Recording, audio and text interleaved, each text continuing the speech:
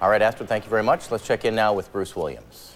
Well, how's you doing with your quitting smoking program? If you're one of the people that still are, somebody is here to help you. Finally, this could be the solution you're looking for. Barbara Miller, good morning. Good morning. How long since you quit? 15 years. How easy was it?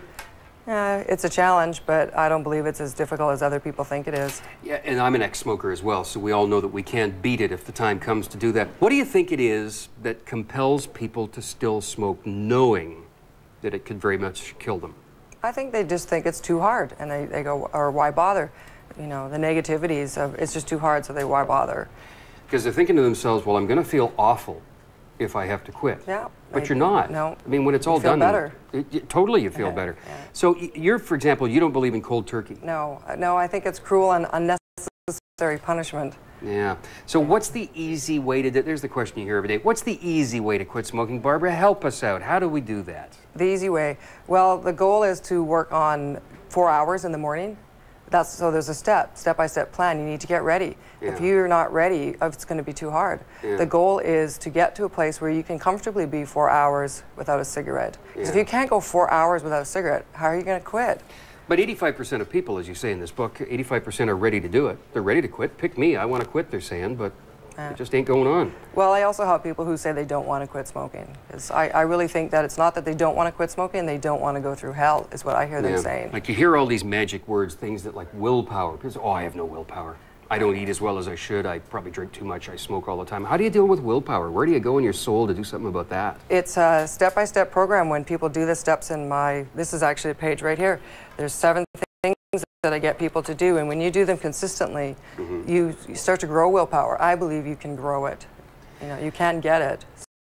Because I think there's a part of this too, that you know you're going to feel physically better, you're going to have more money in your pocket, but the other point is that you will feel psychologically proud of yourself for having done that. Talk to me about that for a second. It is a huge accomplishment. Yeah. And for a lot of the ladies out there who are afraid they're going to gain weight, I had that same fear, and I thought if I could quit smoking, I could do anything. Yeah. And I did lose weight. I did gain weight, but I didn't care. I thought if I get cancer, I'm not going to have a body to gain weight with. Yeah, but I mean, gaining weight you don't have to either, because if you exercise at the same time, you eat properly. So you don't have to gain the weight.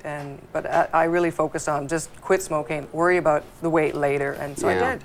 This whole subconscious thing, but you have a term in here, you refer to autopilot when it comes to smoking. Tell me about that. The autopilot. That is buying the same brand every day, first thing in the morning, having a cigarette, that's autopilot. Yeah. And one of the things I encourage people to do to get out of that autopilot is change brands, alternate, get rid of your brand. When you're consciously smoking a cigarette other than your own brand, you're off autopilot. Changing brands is an interesting get rid of it. If you can't get rid of your brand, how are you going to get rid of what's inside the box? You know what I did every time I felt like smoking? What? I brushed my teeth. You know why? Because you hate to smoke right after you brush your teeth, right? It's like, well, that feels right good. Well, I'll stick with that instead of having... And it's also sort of a, if you pardon the expression, an oral satisfaction, because you do something for your tongue and your mouth, and then you're not going to have to smoke it. Don't snicker when I say oral satisfaction. I chewed a lot of gum myself. Yeah, well, that works as well, right? I chewed a lot of gum. Yes. Okay, now tell me a nicotine fit. Oh my gosh, I'm having a nicotine fit. Talk about that for a second. A nicotine fit, you know what that is? That is nothing but a bad display of bad behavior. Most of fits, it's bad behavior. And if a person is being calm and consistent and they're not talking about their ordeal, they are going to feel calm. When somebody talks about the fact that they're quitting, they're usually upset and they're angry and they're like, oh, I want a cigarette, and they're just doing all this stuff, and that's a fit. Yeah. When you don't do that and you're just calm, you can suppress that feeling. Yeah. When you suppress it, you will, if you act calm, you will feel calm.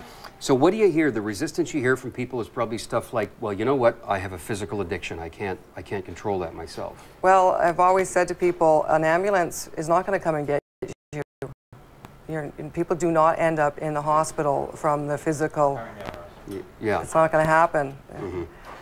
The #1 thing to convince people to quit doesn't seem to be the warnings about cancer or heart or stroke or anything, even the money in your pocket. What do you find is the most motivating thing within your book or when you talk to people to make them quit? It's money. Actually, it's getting to a point where it just costs so much. And the other thing is people are motivated because family members or children want their parents to quit, and they're being pleaded from other people as, they want them to live. They're like, please quit smoking. So that's a great motivation for a lot of people. And they want them to smell better too, because smoking isn't good with that. How to Quit Smoking Even If You Don't Want To is what this is called. How do we find this book? And the CD? Trafford. The CD comes only through me, and I do have some books. People can get them from me. Okay. Yeah, Trafford.com and Amazon also.